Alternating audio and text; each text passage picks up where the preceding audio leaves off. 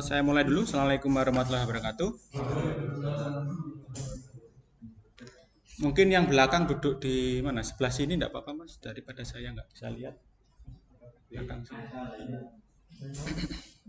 Ya, hari ini kita akan melanjutkan materi kita ya. Di pertemuan yang terakhir kemarin ya, Anda sudah berhasil menampilkan informasi menggunakan penampil LCD ya.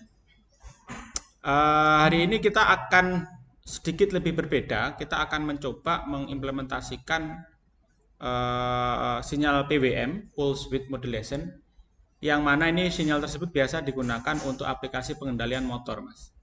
Ya, entah itu motor DC biasa untuk kipas angin segala macam, atau bahkan ini kalau penerapan di kendaraan listrik biasanya untuk mengendalikan kecepatan motor listrik kita menggunakan sinyal PWM ini. Nah, mungkin Anda belum pernah mempelajari apakah itu sinyal PWM. Nah, untuk tujuan tersebut, pertama kali saya akan membuat satu proyek simulasi di Proteus untuk kita bisa memahami bagaimana sih sinyal PWM itu, ya, prinsip kerjanya seperti apa, karakter sinyal PWM itu seperti apa, sehingga nanti kalau kita sudah paham sinyal PWM itu, hampir semua motor listrik itu kalau kita mau mengendalikan kecepatannya, itu kita menggunakan sinyal PWM ini. Bahkan motor servo, motor DC, BLDC yang di motor listrik itu, dia mengandalkan sinyal PWM ini untuk pengendaliannya. Itulah kenapa hari ini kita akan mencoba mempelajarinya. Mas ya, jadi di sini kita akan membuat project namanya adalah PWM ya, sinyal PWM generation ya. Pembangkitan sinyal PWM, saya taruh di lokasi yang saya udah ingat ini. Ini juga saya record, Mas, nanti bisa diakses lewat YouTube-nya di Nmic. Saya taruh di sini aja. Oke. Next, finish. Oke ya. Nah, untuk memahami sinyal PWM itu ya, saya akan menambahkan dua perangkat ya. Yang pertama adalah perangkat osiloskop. Kemarin mungkin sudah pernah menggunakan perangkat osiloskop? Praktikum? Secara fisiknya belum, cuma kalau simulasi sudah simulasi dengan Pak Firya. Menggunakan aplikasi multisip.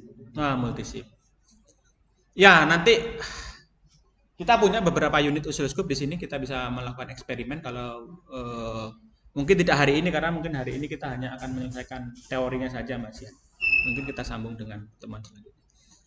Jadi kita bisa mengevaluasi bentuk sinyal gelombang yang ditampilkan oleh suatu perangkat untuk mengendalikan PWM ini menggunakan perangkat osiloskop. Tidak ada sarana yang lainnya. Anda tidak bisa menggunakan multimeter, ada tapi bisa, tapi terbatas. Nanti saya jelaskan. Tapi yang paling ideal, kita akan membutuhkan perangkat yang namanya osiloskop ini untuk mengevaluasi, melihat penampakan ya, karakter dari sinyal ini. Jadi ya mau tidak mau, kalau Anda ingin bisa leluasa melihat sinyal PWM itu seperti apa, kita akan mengandalkan perangkat osiloskop ini. Nah, untuk simulasi ini sama seperti kalau kemarin Anda PWM itu menggunakan osiloskopnya menggunakan multisim ya. Kita juga bisa mengandalkan ini Proteus ini untuk menampilkan atau untuk menggenerate sinyal PWM, Mas. Saya akan mengambil DC ini saja dulu. Jadi inilah catu daya. Catu daya ini bisa kita konfigurasi, Mas. Sebenarnya kalau saya double klik ya. Ini simulasi ini bisa saya set contohnya untuk membangkitkan sinyal DC ya, sinus ya kan, bentuk pulsa atau yang lainnya. Banyak di sini. Kita akan menggunakan yang pulsa ini ya untuk mengenerate sinyal PWM. Ini yang opsi pertama, nanti kita akan coba perangkat yang lainnya juga. Initial low voltage-nya, jadi ketika dia pertama kali memiliki tegangan 0 nol tegangan rendahnya, sorry, tegangan rendahnya bukan nolnya ya. Tegangan rendahnya kita ingin berapa? Tegangan rendahnya adalah 0 volt, Mas. Karena kita DC tidak ada minusnya kan ya. DC itu 0 dan positif kan gitu. Nolnya ini adalah low voltage-nya 0 ya. Tegangan tingginya itu berapa? Karena digital itu kan tidak harus 5 volt, tidak harus 3,3 volt. Kadang kan 24 volt kita anggap sebagai digital, 0 24 volt. 0 24 volt kan digital juga. Nah, pulsa PWM itu tidak terbatas, Mas. Intinya dia DC tapi dia dua logika. Ya. Kalau nggak nol ya high. Ini sama. Low atau high. Ya, berarti low-nya 0 volt selalu 0 volt. High-nya ini bisa bermacam-macam.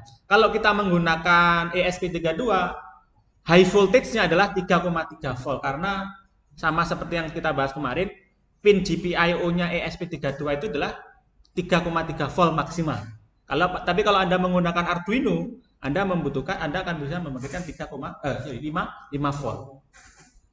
Namun dengan berapapun tegangan yang kita miliki di keluarannya microcontroller, entah itu Arduino, entah itu ESP32, kita tetap bisa mengkonversinya menjadi tegangan digital yang lebih tinggi. Contoh sederhana, kalau kita punya sekarang 0 atau 3,3 volt, kita juga bisa merubahnya menjadi 0 atau berapapun volt.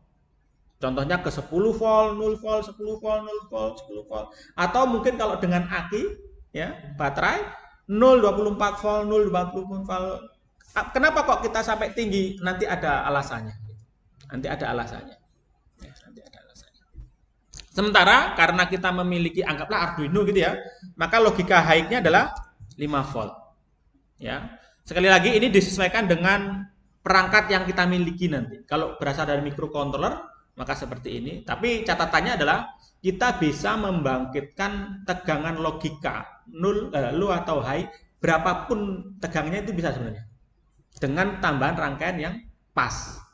Ya. Saya akan men-setting ini, Mas.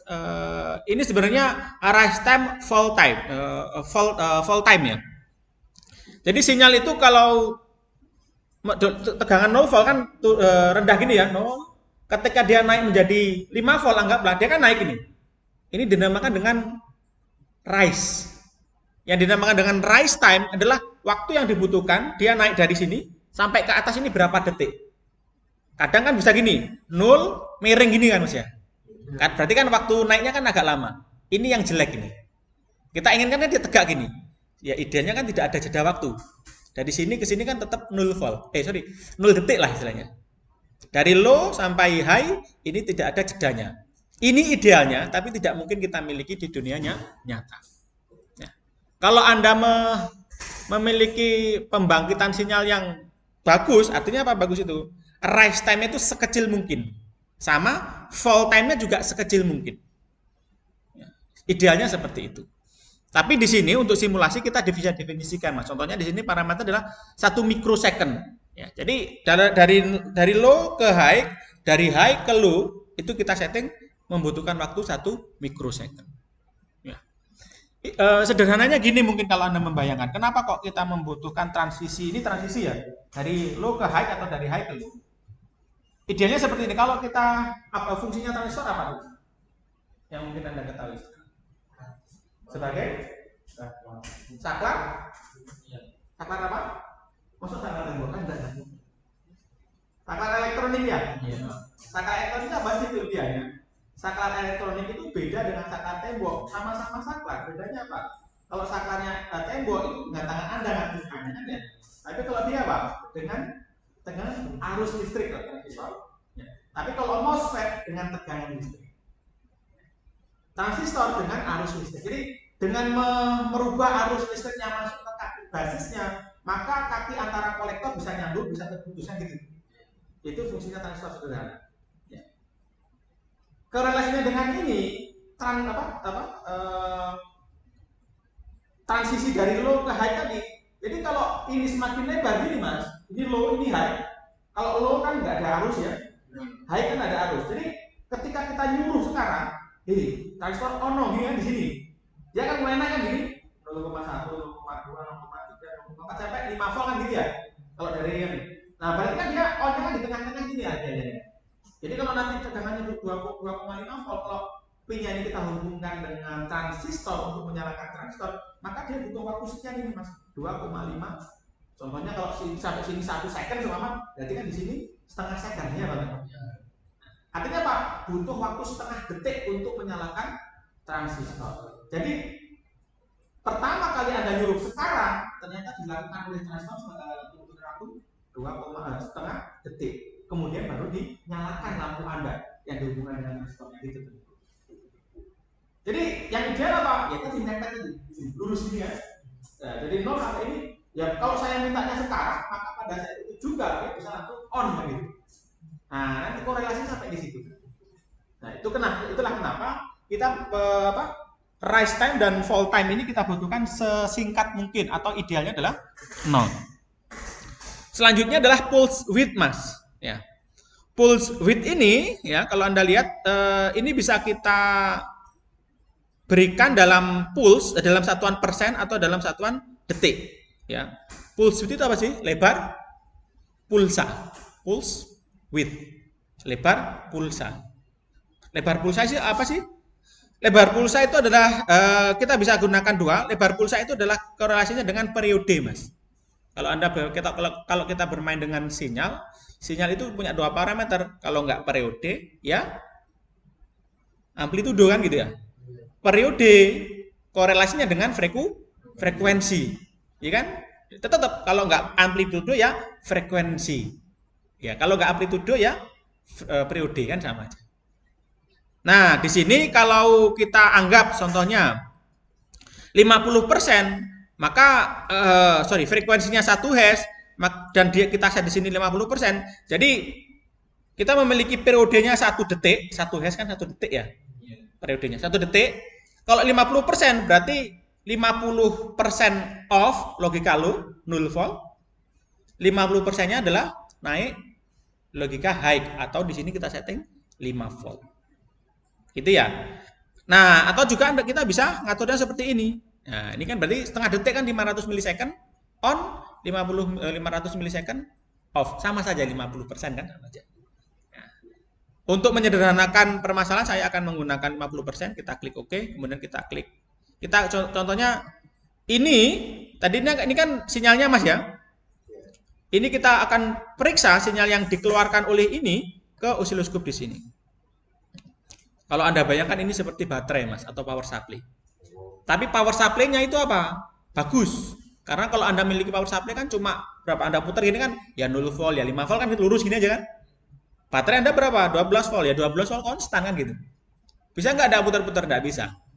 Bisa nggak dia low, high? Nggak bisa. Tapi kalau di sini, ini bisa. Bedanya itu saja, tapi asumsi Anda harus yakin ini adalah supply. Ini adalah catu daya. Ini adalah charger HP Anda. Bukan sinyal yang lain. Jadi dia akan mengeluarkan tegangan, dia akan sebagai sumber arus. Oke ya. Ini saja. Jadi saya punya pembangkit sinyal di sini. Ini nanti akan kita ganti ke microcontroller, Mas. Ya, karena hari ini kita akan belajar bagaimana microcontroller kita bisa membangkitkan sinyal PWM. Jadi nanti kalau Anda sudah paham ini akan kita ganti dengan microcontroller. Tapi sebelum itu kita ingin Anda paham ini dulu gitu. Ya. Kita play dulu. Nah, ini adalah tampilannya. Ya. Yang channelnya ada 4, ini yang lainnya saya matikan, yang channel C ini saya off-kan, yang channel D akan saya off-kan, yang channel B akan saya off-kan. Jadi kita hanya menggunakan channel yang satu aja, channel A saja ya. Karena sinyalnya DC, maka koplingnya akan saya hubungkan dengan DC. Kemudian saya taruh di agak bawah posisinya supaya di tengah-tengah gini mungkin. Kemudian skala tegangannya akan saya rubah supaya lebih besar.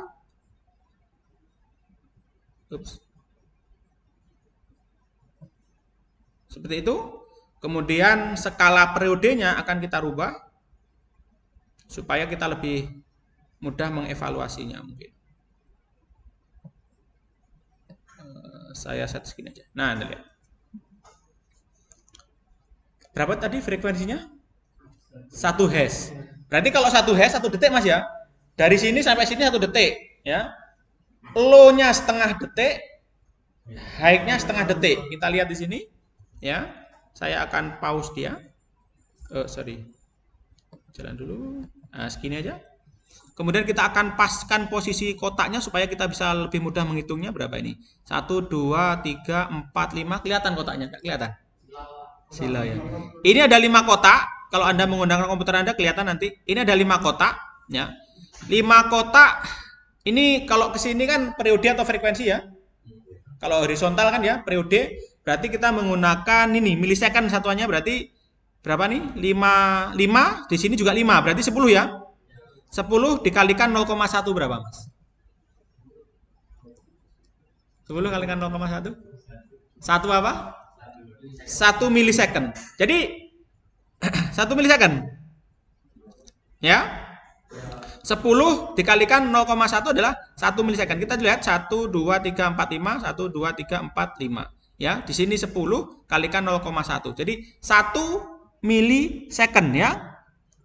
Sorry. Ini satuannya adalah 0,1. Ya, benar ya? 100 ini 200. Benar. Berarti ini 1 milisecond.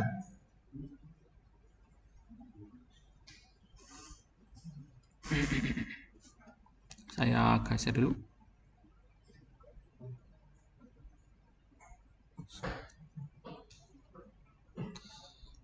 Sorry.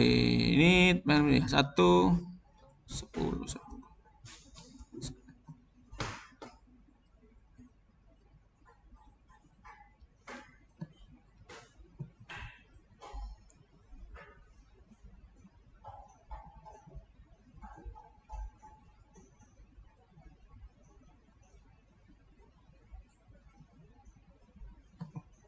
Saya play lagi. Sorry yang ini.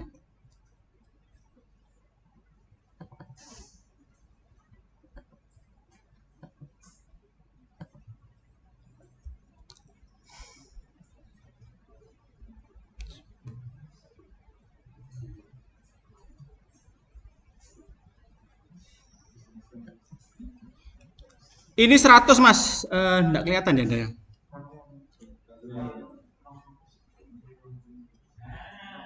Ini 100 ya. Jadi 10, ini ada 10 kotaknya. 10 kalikan 100, 1000 ya. 1000 milisecond sama saja dengan 1 detik. Iya kan? Berarti benar ya? Karena kita setting tadi di sana dia 1 second, dia juga menampilkan 1 second. Ini kita bisa katakan periodenya atau frekuensinya 1 Hz. Karakter pertama yang dimiliki oleh sebuah PWM adalah frekuensinya harus tetap Mas, atau periodenya harus tetap. Frekuensinya contohnya kalau tetap, contohnya kita menggunakan 1 Hz, maka dia harus 1 Hz gitu. Atau dia harus tetap 1 second. Dari ini off sampai off lagi. 1 periode. Dari sini sampai ujung sini, 1 periodenya, ya kan? Nah, selanjutnya kita akan merubah sinyal kita.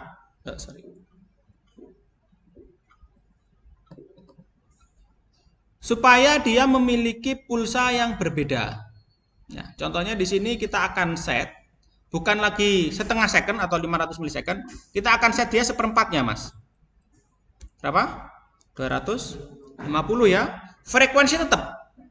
Jadi karakternya PWM, frekuensi periode harus tetap, tapi pulse width-nya, itulah kenapa namanya pulse width modulation. Modulation adalah pengaturan. Pengaturan lebar pulsa. Yang diatur adalah cuma lebar pulsanya saja, on off-nya saja, Mas. Tapi periodenya atau frekuensinya konstan. Kalau 1 second ya 1 second terus. Kalau sama 1 kHz ya tetap 1 kHz, tapi pulse width-nya berubah-ubah gitu. Anda lihat di sini ya. Yang berubah on off bukan berapa kalinya tapi durasinya, Mas. Anda lihat di sini. Ya, saya naikkan dulu tegangannya supaya kelihatan di sini. Sorry. Balik. Nah, gini. Ini saya pause lagi. Saya hitung 1, 2, 3, 4, 5, 6, 7, 8, 9, 10. Tetap 10, Mas. Ya. Kotaknya tetap 10, berarti tetap 1 second. Dari sini sampai sini itu tetap 1 detik. Berarti apa, Mas? Periodenya atau frekuensinya tetap. Yang berubah apanya? Nah, on-nya sekarang cuma sedikit, Mas. Off-nya lebih lama. Bisa membayangkan? Kuncinya ini. Kalau Anda mau mengendalikan motor servo, motornya BLDC drone, bahkan BLDC-nya mobil listrik, kendaraan listrik, kuncinya di sini. Anda akan memvariasikan ininya, Mas. Ya, Anda akan memvariasikan ininya. Nah, korelasinya seperti apa? Kalau ini saya hubungkan dengan lampu, Mas, berarti kan kita seperti punya catu daya ya. Catu dayanya kadang 0 volt, kadang 5 volt kan gitu ya. Atau mungkin kalau ini logika hacknya tadi saya isi berapa? 12 volt, 0 volt, setengah 0 volt selama setengah detik, ya kan? 24 volt selama setengah detik. Kalau kita punya lampu, maka setengah detik itu lampunya akan mati, setengah detik kemudian lampunya akan menyala. Ya kan? Itu akan terjadi seperti itu memang. Tapi luar biasanya apa?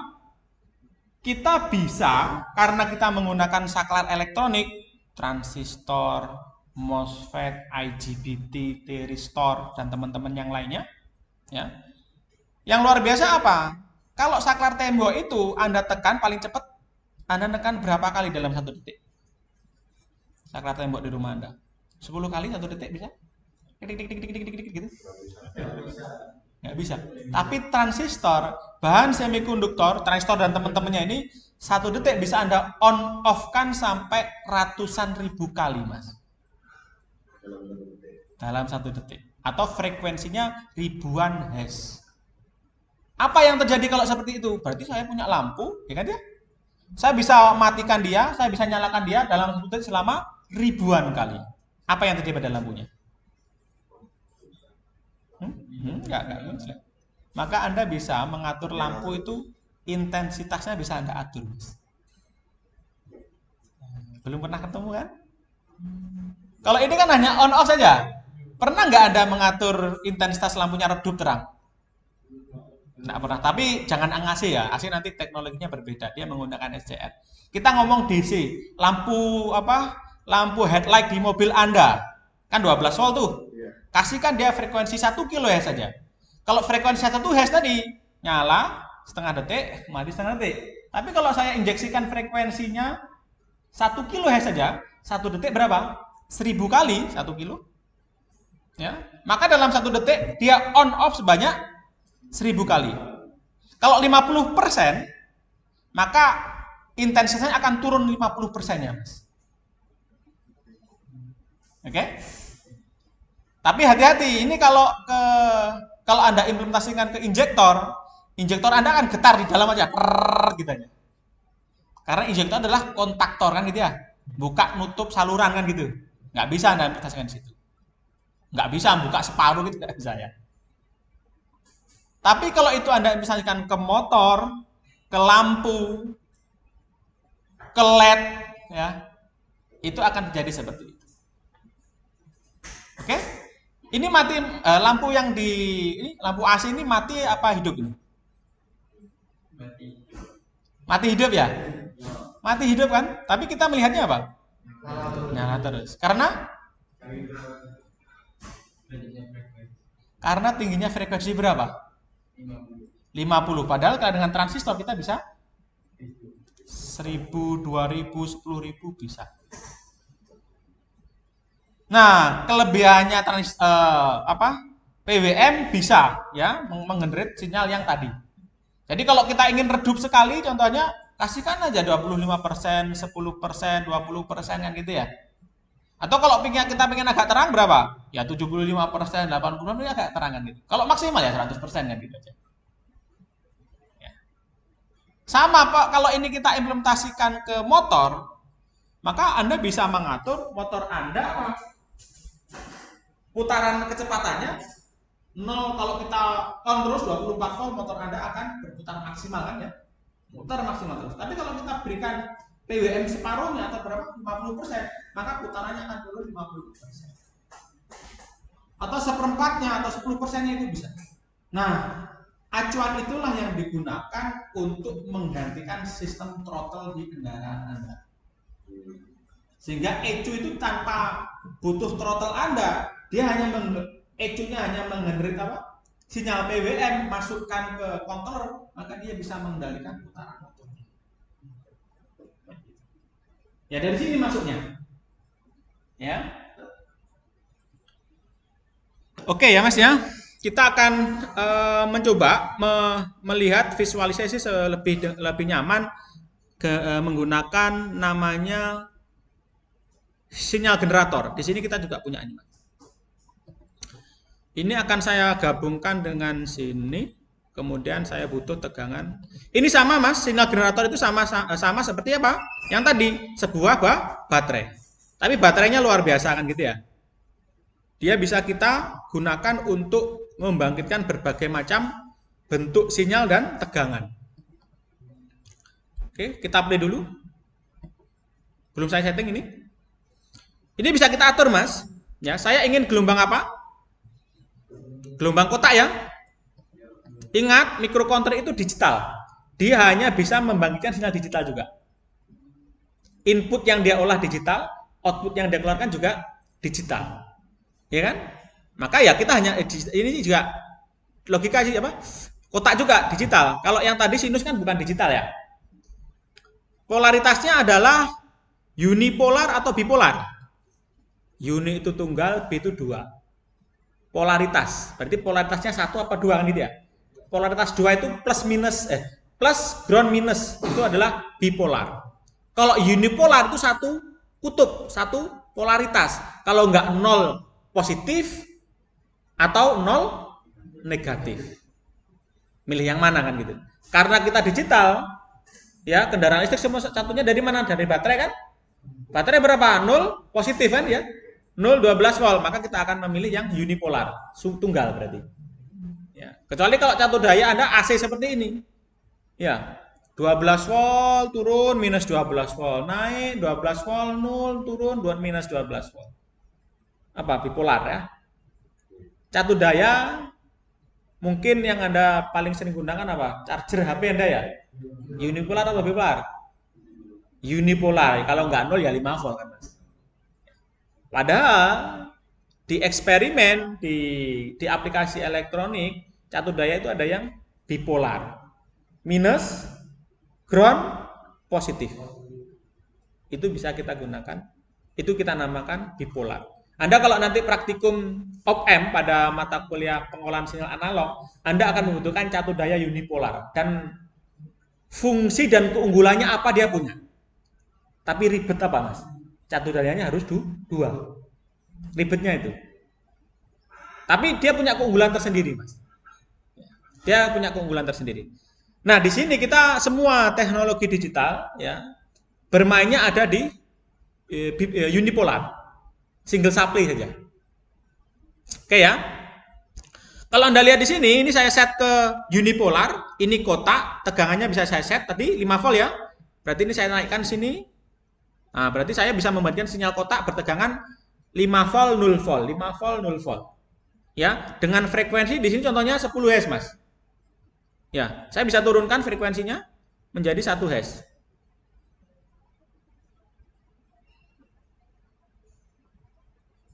Nah, ini 1 Hz ini. Supaya Anda tidak terlalu tinggi, kita bisa turunkan ini. Lagi. Nah,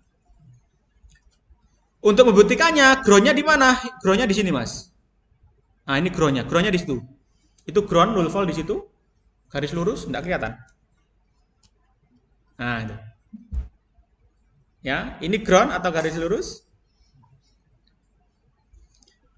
Selanjutnya akan kita on-kan lagi. Berarti ini sinyalnya, Mas. Jadi sama 0 volt, 5 volt. Tapi sekarang frekuensinya bisa kita kendalikan dari parameter yang ada di sini. Mana tadi? Nah, ini dia. Di sini aja. Jadi ini adalah supply-nya, ini multimeternya, Mas. Paham ya? Jangan sampai keliru ya. Ini adalah PWM yang dibangkitkan. Ini adalah multimeter kita untuk mengevaluasi lah contohnya. Untuk memonitornya. Nah, contohnya sekarang tadi yang dinamakan dengan apa namanya? PWM itu kita bisa mengatur lebar pulsanya ini, Mas. Ya. Lebar pulsanya ini bisa diatur. Ya. Di sini frekuensi ring milivolt. Di sini tidak bisa kita ngatur PWM-nya, tapi kita bisa mengatur frekuensinya, Mas. Jadi frekuensi itu bisa kita atur ini. Nah, itu semakin cepat. Tapi tetap 50% ya. Tetap 50%. Sampai contohnya di sini maksimal berapa? 12 volt contohnya. Atau di sini ada pengalinya. Kalau saya naikkan seperti ini. Nah, ini sangat rapat. Kalau Anda menggunakan osiloskop, tentu saja Anda bisa mengatur skalanya supaya dia bisa diambil. Nah, gitu. Ya. Apapun sinyal Anda, kalau Anda ingin melihat karakternya, Anda akan mengandalkan osiloskop, Mas. Contohnya kalau di kendaraan mobil, ya, Anda ingin melihat sinyal knocking. Dari sensornya langsung Anda bisa memeriksanya seperti ini. Anda bisa ngecek tegangan knockingnya berapa. Anda ingin mengecek berapa sih tegangan yang dikeluarkan oleh throttle, TPS, VSS, ya, IAT, ECT, EGR, semuanya bisa Anda evaluasi dengan osiloskop. Ya. Sehingga nanti Anda bisa, kalau sudah melihat tampilannya, Anda pelajari, oh ternyata tegangannya DC. Oh ternyata tegangannya AC kan gitu ya. Baru Anda bisa memutuskan tahap selanjutnya apa yang harus dilakukan dengan sinyal tersebut. Ya. Entah terus dikuatkan dulu mungkin. Kalau terlalu kuat entah harus dilemahkan dulu mungkin. Kan bisa jadi. Kalau Anda sinyal knocking itu sangat kecil sekali tegangannya. Dikuatkan dulu baru diolah oleh ECU kan gitu. Nah, sederhana seperti itu. Ya, kembali lagi ke sini. Jadi dengan sinyal PWM tadi yang kita rubah ininya Mas ya. Saya dengan sinyal generator ini tidak bisa membangkitkan sinyal PWM. Tapi saya bisa mengatur frekuensinya. Oke? Microcontroller Anda bisa mengatur frekuensinya, Anda juga bisa mengatur PWM-nya. Nah, luar biasa kan? Sehingga dengan cara tersebut kita bisa menggunakan microcontroller tersebut untuk mempower up semua aplikasi yang kita butuhkan. Motor servo, motor DC, motor brushless untuk drone bisa. Oke? Sampai di sini mungkin ada pertanyaan?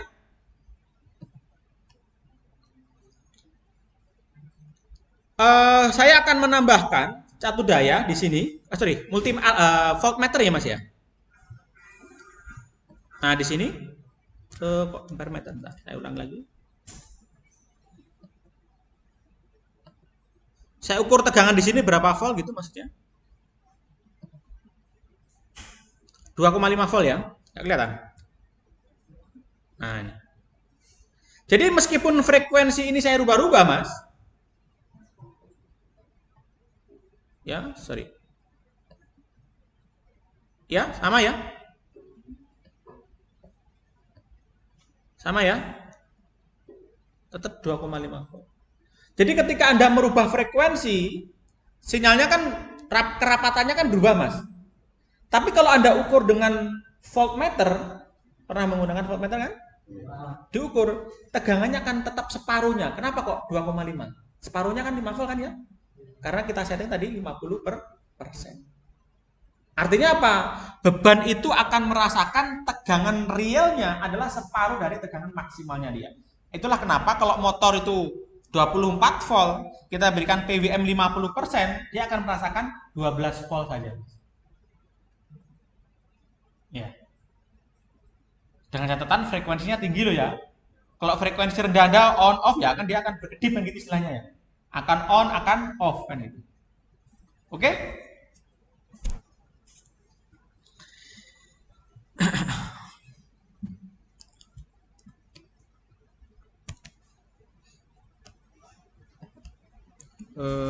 Sebentar. Kita punya nggak PWM di sini yang bisa kita atur ya? Pattern generator.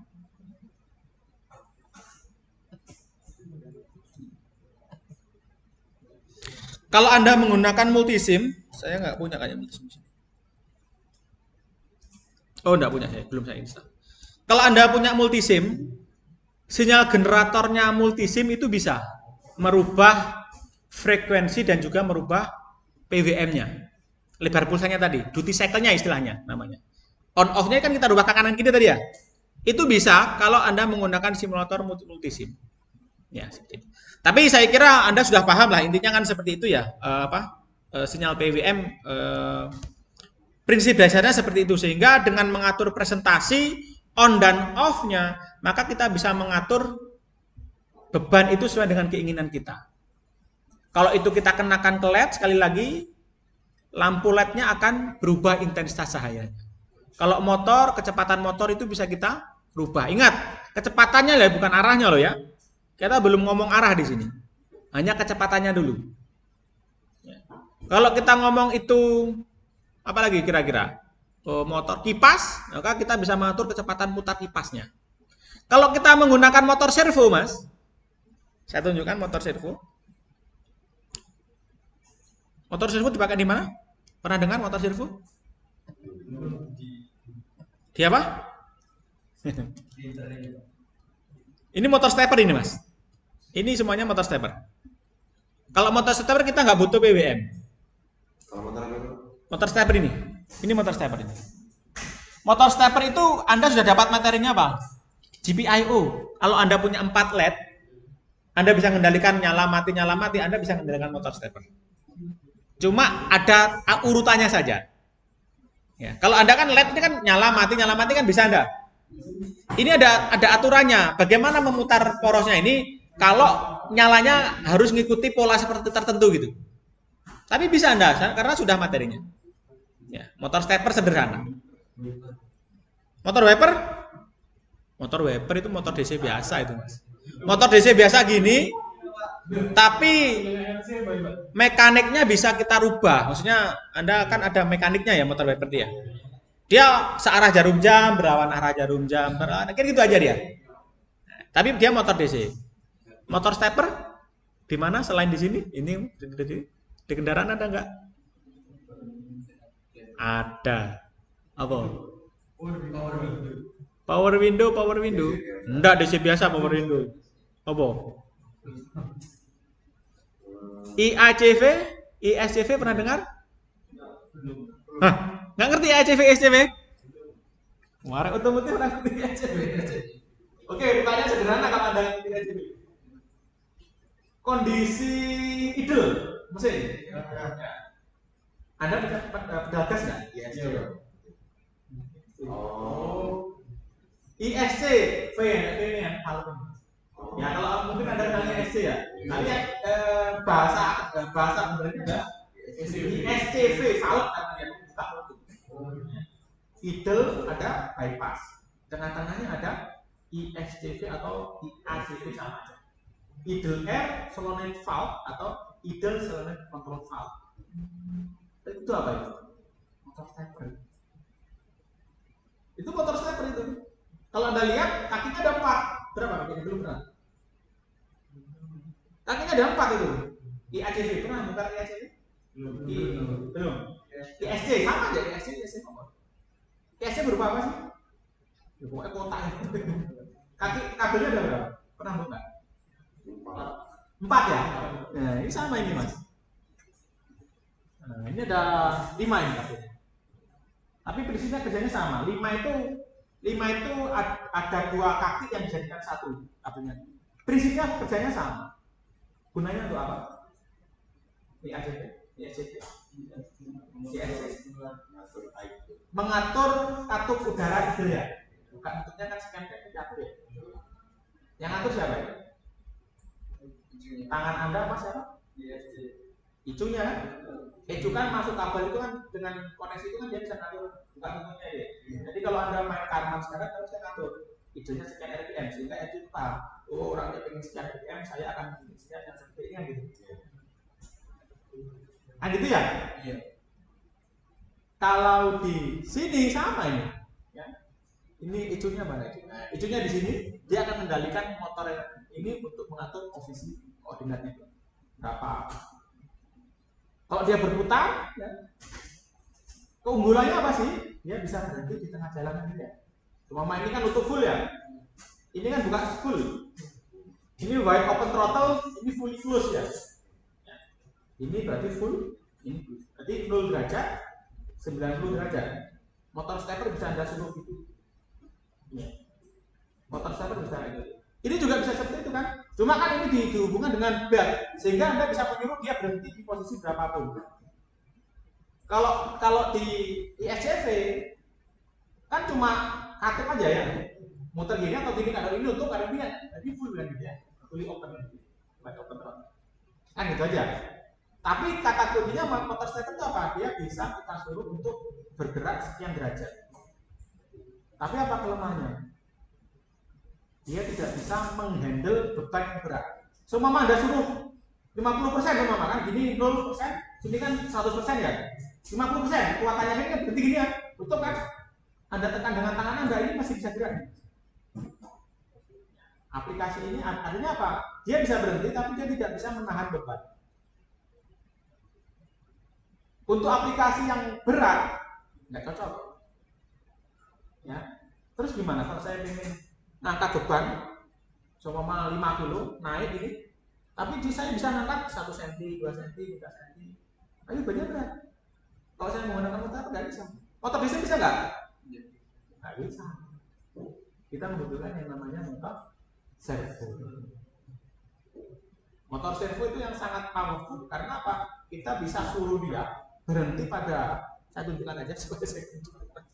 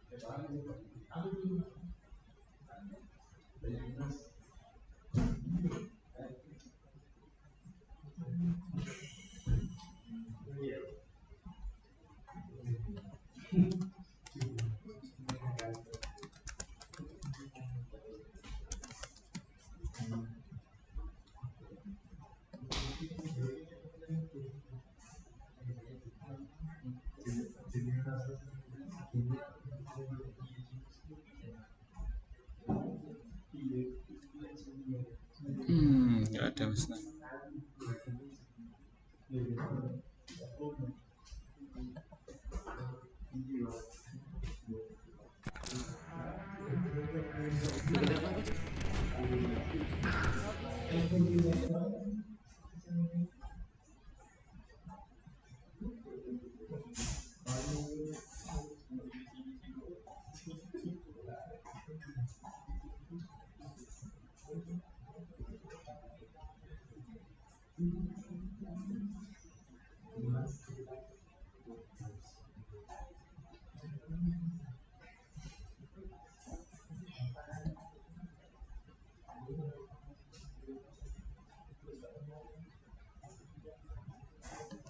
But let's say okay 20 okay 200 gram 2100 still 200 gram, so back to 1900. Okay, current limit 20 amp, set point 1900, set point 2000, set point 20. Contoh yang paling mudah sebenarnya ini mas. Sorry. 400 go ini back juga to bisa. the 1800. I should say that PID values are not really well. Nah, motor-motor seperti ini, Mas. adjusted. But okay, so next current limit is Motor yang biasa digunakan pada aplikasi lengan, Mas. som vi har. Men vi tror Ya, seperti ini.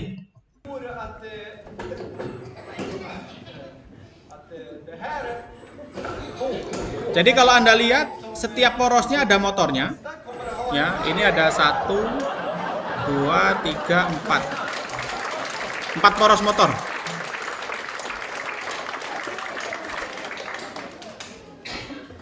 inom bara några år.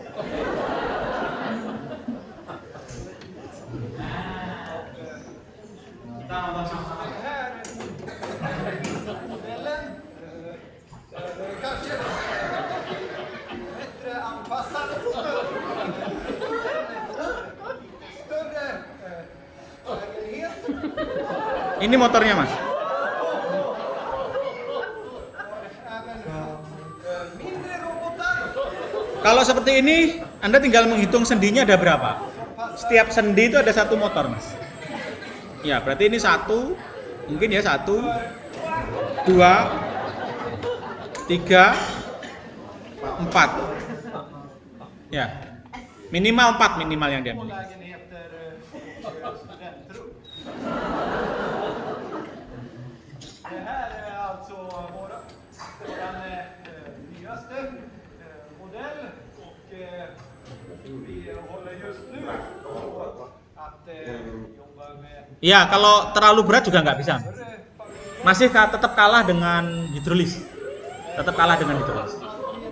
Kalau hidrolis sudah nggak terbatas. Installera även en soffan. Benar.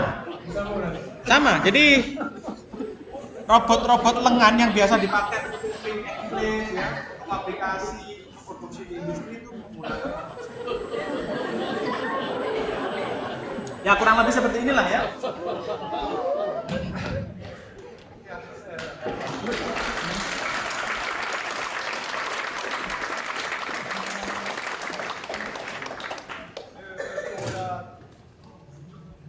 Nah, cuma masalahnya kita kalau perorangan kan nggak mungkin, Mas, membeli seperti ini ya atau membuat seperti ini ya.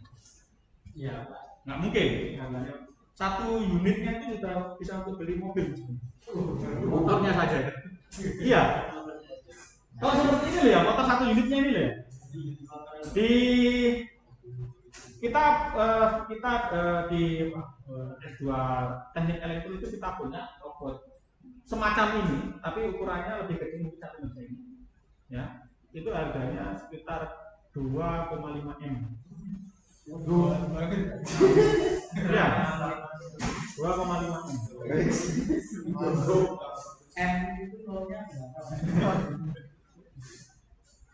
Karena teknologi ini memang sangat bagus ya, aplikasinya vital. Bayangkan ini kalau kita taruh di moncongnya meriam, ya kan? Maka kita bisa membuat aplikasi defense seperti Israel, apa? Dom, kalau Anda pernah dengar di OME, dom, ada pesawat dimanapun, kalau di atasnya dia bisa nembak sendiri. Anti rudal, anti pesawat. Ya, tinggal kasih sendiri dari apa? Gimana? Kalau bikin motornya sendiri. Ini teknologinya adalah motor brushless, sama motor yang sama kita pakai di kendaraan listrik. Motornya sama, otaknya yang berbeda, Mas. Motornya di drone sama, ya, tapi otaknya yang berbeda, ECU-nya yang beda, Mas. Ya. Jadi sama mungkin saya dengan Anda, ya, sama-sama punya 2 tangan, 2 kaki, otaknya beda tapi kan. Ya. Kekuatannya sama mungkin. Anda dengan saya sama-sama bisa angkat 1 kilo. Ya kan? Tapi kalau di Korea ternyata nggak perlu 1 kilo. 1 kilo, setengah kilo pun bisa. Bisa apa? Membuat HP, kita nggak bisa. Ya enggak? Beda apa? Beda otaknya ini. Sama ini, Mas, ya, sama ini. Jadi ya kalau spek sih, kalau speknya tentu saja beda ya. Kalau kita motornya drone kecil, di sini lebih besar, itu pasti. Ya. Kalau di kendaraan listrik mungkin malah besar lah.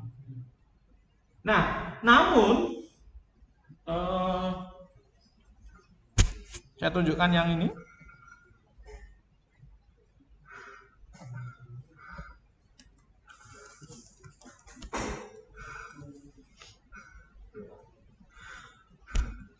Nah, ini kita nggak praktek ini jadinya ya.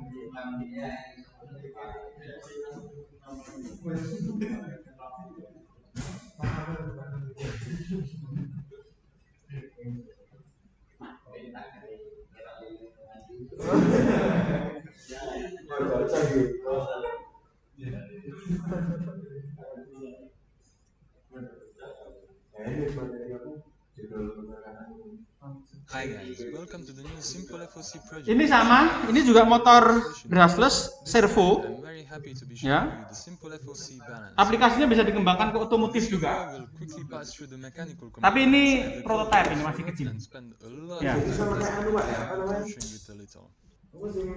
Apa namanya itu?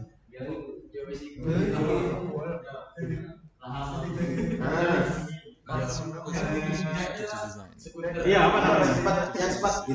Mechanical structure, motors, sensors, microcontrollers, algorithm, and Jadi zaman terbatas, otomotif itu kendaraan bermotor berbahan so baterai. in Ini this juga video, I'd like to show you that PLTC motors are a great choice for balancing. motornya adalah motor brushless, Dynamics, the robots sama are seperti just yang very digunakan responsive and robust, but also simpler to design and control. namun dia lebih Very silent. populer sekarang karena apa? Ke depan ya, dan kemudian bisa dikatakan ke depan tidak ada lagi bahan bakar bensin. We will start the assembly. Mungkin nanti anak-anak Anda mainnya seperti ini nanti. We are going to use two Bukan lagi sepeda PLTC motor. motors. These motors have hollow shafts and to attach Nah, hoverboard ya? one I3D Mirip seperti and hoverboard. the other just have M4 screw. We are going to screw them into the block with two M3 screws. Kalau Anda bisa membuat ini lebih And besar, afterwards we are going dipakai to screw untuk the sensors. The sensors that I've used are teman-teman Anda ukuran any type of tanggung position gitu, sensor that's supported by the Simple FOC library will do. dijual. I just happen to like these ones a lot. Ini laku untuk di. These Nah, kebetulan ya, of impulses per eh, configure them both to have 5. kakak kelas Anda berapa ini? Just click them 2 tahun terakhir dengan saya, and saya make ada sure that the motors dua angkatan berapa? The wheels are also 3D printed, and as tires, I'm Jadi dia using sudah the berhasil sections of these RC car memfabrikasi yang ini, Mas. tires to buy in bulk. Kontrolnya ini. Nah, yang ini. Bukan. Ah, yang ini. Yang The wheels apa? are screwed to the Arduino motor MC thread Wheel. with 4 and 3 screws. Arduino Simple FOC. Nah, itu yang Next paling step kiri. is the IMU or the Ini sudah accelerometer. yang paling kiri. In my case, I'm using the MPU6050 Nah, yang ini. I2C communication. Itu sudah jadi. Very cheap, Kita but sudah it punya has 5 great bit performance. dan dia digunakan. Tapi masih terbatas untuk Plate aplikasi is motor mostly gimbal. intended for carrying stuff, and it Kalau doesn't motor gimbal berapa? have a structural purpose, so you Gimbal motor can untuk avoid it if you stabilizer can HP, make it. nggak ada yang beli. Nggak punya But I uang. really like how it works. And we add a new microcontroller. Wah, mungkin beli ya. Able to Berapa harganya deh? in different microcontrollers and drivers. Paling murah 800 And ribu in ya. this video, we'll Ada yang be bagus using 1,5 ya. ESP32 based D1R32 board and Padahal stabilisernya apa, kontrolernya saja itu sama itu mas. Itu adalah motor servo sama, tapi apa? Dayanya sangat rendah karena bebannya kan ringan aja itu. Dia juga motor servo. as Dia juga motor PLTC servo. drivers, we Brushless use juga, Simple FOC tapi sheet. brushnya kecil. Brushnya kecil itu bisa biasa kita pakai di mana And sih? here are the pinouts. Di hard disk laptop Anda Just make itu sure to enable drastis I2C kecil. Bukan pullouts SSD loh ya. LDO on only one of the boards. PC Anda yang I ada just hard wanted disknya to besar. add that any Dalamnya BLDC juga driver motor that's brushless supported kecil. with the Simple FOC library will Motornya default drone, to use itu brushless Simple kecil FOC juga. shield. Then what's left to do is Ya. some cabling. Sehingga Common power controller plus brushless kecil Anda sudah bisa membuat the encoder cables, gimbal tadi, motor gimbal. Nah, saya berencana tahun ini mau just mengangkat stack the shields, penelitian tentang motor gimbal ini. Karena kontrolnya saya sudah punya, tinggal membelikan motor, tinggal Connect the membelikan encoders. Nah, programnya nanti berarti masuk ke I2C ECU. communication. Programnya seperti yang sudah Anda pelajari apa? VS Code, platform I/O, ESP32. And the final step is Plus apa mounting. mas sensornya? Sensor I Giro. guess I'm using Sensor three apa? sleep Giro. Giro. Gyroscope. Giro. Ya. Then just Nah, HP-nya kan ada gironya tuh. and see Yeah. if it adds Ya up kan? Dia bisa deteksi miring enggaknya kan? on the Kemudian dia dibaca oleh ESP32. ESP32 mengendalikan motor servo. Oh kalau miring gini, oh maka motornya harus to gini. the coding. Kan itu aja. Nah, Microcontroller gitu just kan? plug the USB cable through the hole. Inputnya dari sensor giro yang dia kendalikan motor servo. Berapa derajat saya To start the balancer code, let's first test the IMU. Kelebihannya apa? Dia bisa menahan beton. First, the IMU Kalau mau start, kelebihannya lagi yang kedua, responnya sangat cepat. Kalau ini responnya lambat. library. Motor stepper. My project Dia bisa bergerak di titik sudut tertentu sama seperti motor servo.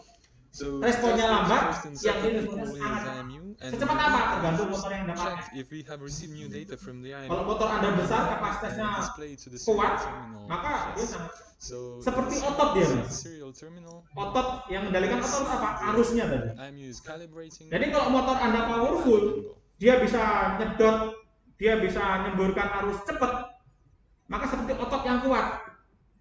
Ya. Okay, let's add the BLDC. Dia akan seperti motor yang First, we add the simple FOC. saya tunjukkan ini. Then we add the helper header file, which is balancer pinout, Berarti kalau di mobil which is listrik bisa different dimanfaatin pinout buat for ESP32 and Bisa. boards. Kalau Anda motor ini Then we add the ABS hidrolis, Mas. motors Valve and hidrolis. drivers that we are using, and we do the same Kalau di kendaraan listrik, encoders. kendaraan konvensional, kendaraan biasa, We configure encoders and sistem drivers and supercharge turbo charge. motors. Apa Then prinsipnya? we specify that both of the Ma? motors are going to be controlling Apa? the voltage. Supercharge atau turbo charge? Kenapa kok Anda butuh supercharge atau turbo charge? Monitoring and initialize the motors and the field-oriented Betul, control. Mau? The last step is to add Menambah udara yang masuk. Berarti routines to the loop function. gimana caranya menambah udara yang So masuk? we're going to Nah, set 2-volt voltage commands. masa mau buka tok untuk tok? Enggak. We upload the code, connect the battery, Diberikan tambah and in tekanan. the serial Berarti kan disedot, Mas. you can see that Siapa the nyedot? IMU is calibrating. Iya, opo sih nyedot. Dipasangin pun tahu. We will see Turbin, that one turbin, motor turbin. is Supercharge itu adalah sebuah motor the second motor, servo kasih kipas sehingga kalau diputar dia And langsung they are dot air darah dari luar. Ini Here, motornya make motor sure that servo. both Kenapa kok motors motor go in the servo? same direction, Responnya sangat. and also make sure that you have a good Itu IMU kalau reading after connecting the motors. Nah, yang saya tahu turbo charge, kalian supercharger kan pakai belt juga.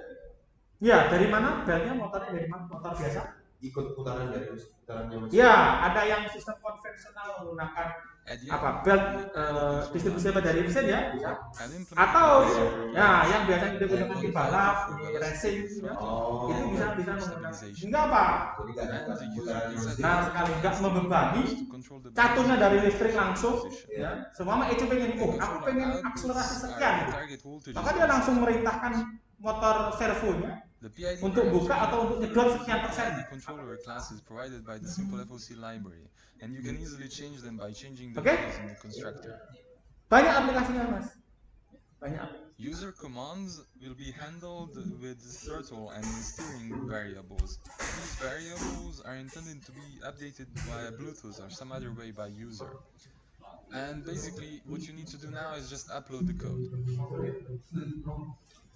And once when it's uploaded, you can disconnect the USB cable and you can Nah ini juga motor servo ini, of dynamic locomotion. brushless Using all servo. then we just need to wait for the exceeds IMU to quadruped calibrate. performance in common performance metrics. It records the highest vertical jumping And for agility both of the among all motors to robots, align. even matching the highest performing animal. Vertical jumping agility is a measure of how high and how fast a robot can jump. In And this our metric, balancer is Stanford ready. Dago surpasses the previous best robot by 22%. ESP32 In has order to onboard achieve Wi-Fi these and Nah ini motornya. Stanford Dago uses Motor ini biasa dipakai untuk motor aplikasi drone. I'm using a simple joystick Tapi yang digunakan di sini. created it Ya will sama Pak ya sama motornya Sama kalau Tesla. ini. Maintaining high Drone ini performance, sama. Even the Arduino which is code will be necessary very for similar, sensitive whichever virtual one you choose. components. The unique design of the Stanford Doggo features a coaxial link Kontrol posisi kan, jadi kalau kita berikan dorongan, maka dia bisa kembali lagi ke posisi yang dia Really not the best driver. kita set tadi. But as you can see, robot is pretty Stanford agile Doggo and also walk, very robust. cronk, and dance using open loop gate controllers. Once when I registered, it became very fun to have. Meters per second while trotting. The hardware and software is open source with a total cost to build of less than $3. Kalau kecepatannya ini mas,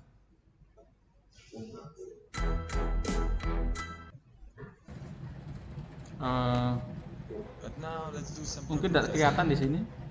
Let's test how it handles Saya carrying objects tunjukkan off ya. center.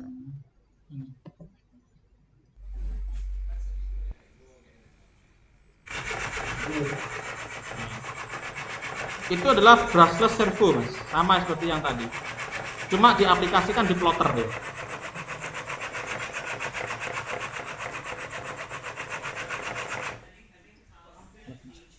This is too easy. Bayangkan kalau makannya dia adalah laser. Ya, untuk potong besi atau plat. Berarti CNC juga pakai itu Pak ya? CNC masih pakai ini. Enggak, kalau CNC yang laser itu. Sama masih pakai ini. Teknologi sekarang masih di ini teknologi baru nih. Karena apa? Harganya yang mahal. Kalau ini kan murah ini. Ini harganya mungkin 150.000 dapat servo. Kalau servo mahal sekali. Untuk kontrolnya tok belum motornya itu sudah cukup mahal. Kita kok kita beli. Nah, kalau begini. This still Saya seems. sudah buat. Kakak kelas Anda yang tahun ini buat Let's try kontrolnya something a sendiri. bit hard. Ya. Kalau dia beli harga kemarin, jadi dia bandingkan mas, si Hafiz itu, kakak kelas Anda itu. Satunya beli, ya, motor kontrol brushless, harganya sekitar 3 juta dari AliExpress. Ya. Itu sama bisa dipakai aplikasi seperti ini. Kemudian dia buat beli. Habis berapa? Untuk perakitan desain sendiri, ya, komponen sendiri dan komponennya, kemudian disolder sendiri dan macam. Habis kita 500 dan 400. Ya. Dari 3 juta ke 500. Now let me show you how easy it is to change the microcontroller. Basically all that you need to do is unscrew the ESP32 and screw in the STM32 Nucleo. The code Kalau yang sudah jadi mungkin Anda pernah lihat tapi tidak changes with the mengetahui We don't ininya. need to change the parameters of Tunjukkan. the PIDs. The only difference is the handling of the Bluetooth because Nucleo requires Bluetooth module. But even they are pretty Boston Dynamic ini mas, pernah dengar mungkin?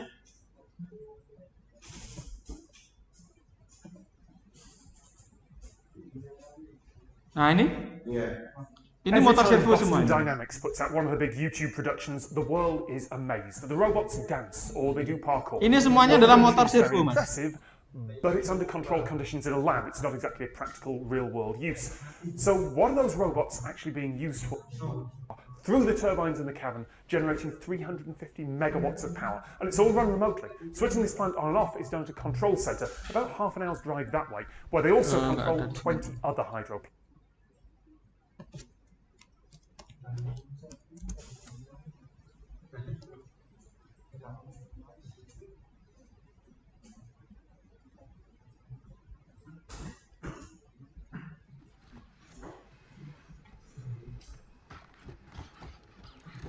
Nah ini semuanya motor servo sendirinya ini.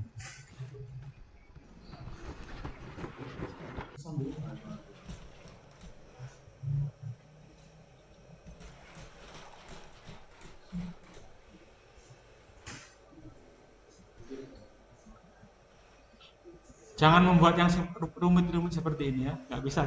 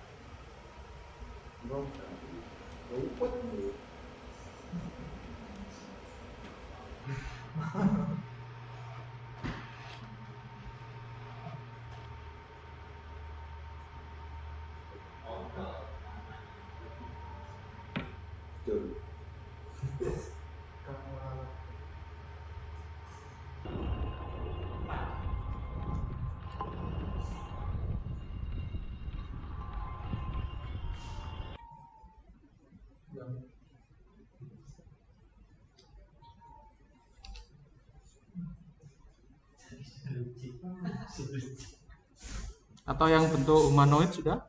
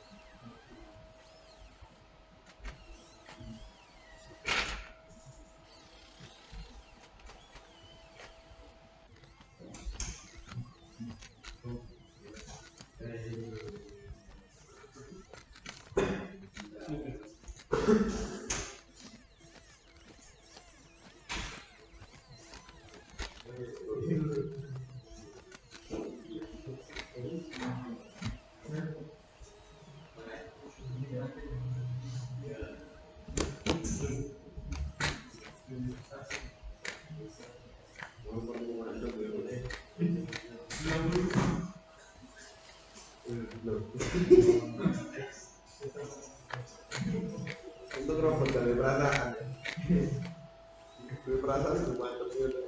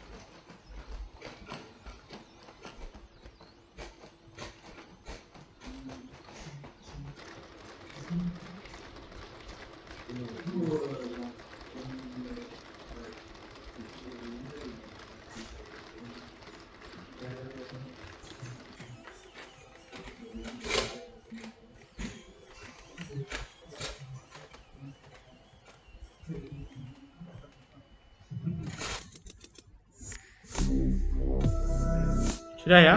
Sudah mengantuk ya?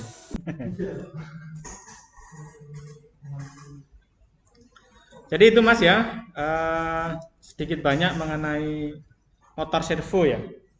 Jadi Anda saya kira sudah paham aplikasi penggunaan implementasi dari motor servo ya. Atau lebih tepatnya adalah penggunaan motor brushless Mas. Hampir semua teknologi aplikasi sekarang dia menggunakan motor brushless. Yang paling populer adalah kendaraan listrik.